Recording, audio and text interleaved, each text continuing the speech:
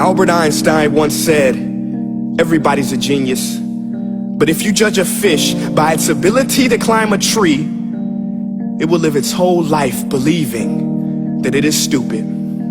Ladies and gentlemen of the jury, today on trial we have modern day schooling. Glad you could come. Not only does he make fish climb trees, but also makes them climb down and do a 10-mile run. Tell me, school, are you proud of the things you've done?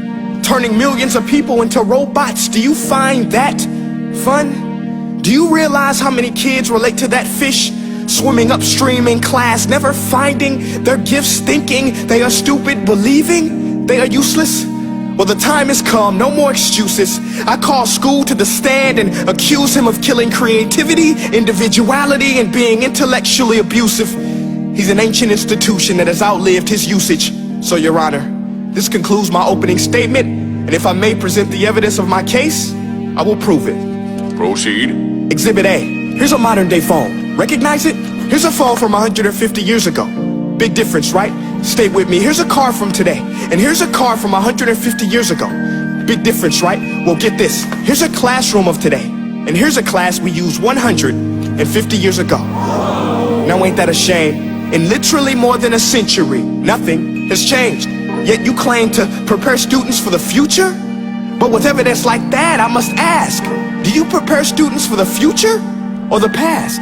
I did a background check on you and let the record show that you were made to train people to work in factories, which explains why you put students in straight rows, nice and neat, tell them sit still, raise your hand if you want to speak, give them a short break to eat, and for 8 hours a day tell them what to think.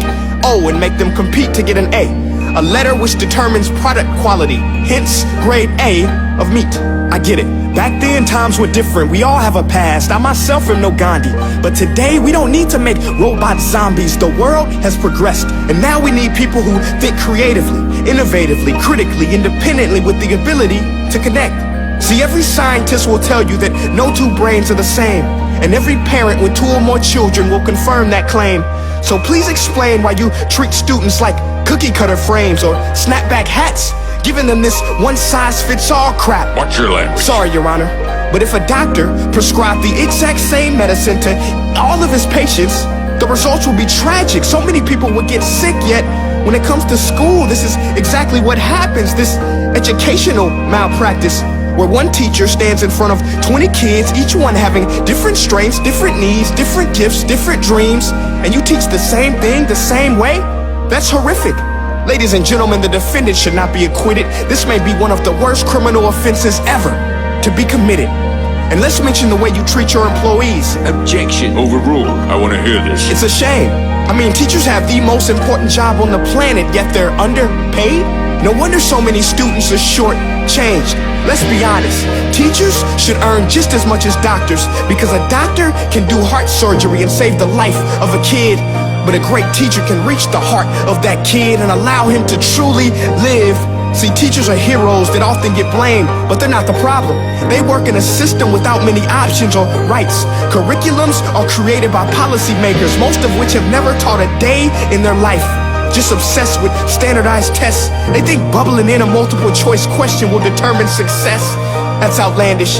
In fact, these tests are too crude to be used and should be abandoned, but don't take my word for it. Take Frederick J. Kelly, the man who invented standardized testing, who said, and I quote, "These tests are too crude to be used and should be abandoned." Ladies and gentlemen of the jury, if we continue down this road, the results will be lethal. I don't have much faith in school, but I do have faith in people. And if we can customize healthcare, cars, and Facebook pages, then it is our duty to do the same for education, to upgrade it, change it, do away with school spirit, because that's useless. Unless we're working to bring the spirit out of each and every student, that should be our task. No more Common Core. Instead, let's reach the core of every heart in every class. Sure, math is important, but no more than art or dance. Let's give every gift an equal chance. I know this sounds like a dream, but countries like Finland are doing impressive things. They have shorter school days, teachers make a decent wage, homework is non-existent, and they focus on collaboration instead of competition. But here's the kicker, boys and girls. Their educational system outperforms every other country in the world. Other places like Singapore are succeeding rapidly. Schools like Montessori, programs like Khan Academy, there is no single solution. But let's get moving, because while students may be 20% of our population, they are 100% of our future. So let's attend to their dreams, and there's no telling what we can achieve. This is a world in which I believe, a world where fish are no longer forced to climb trees. I'll rest my case.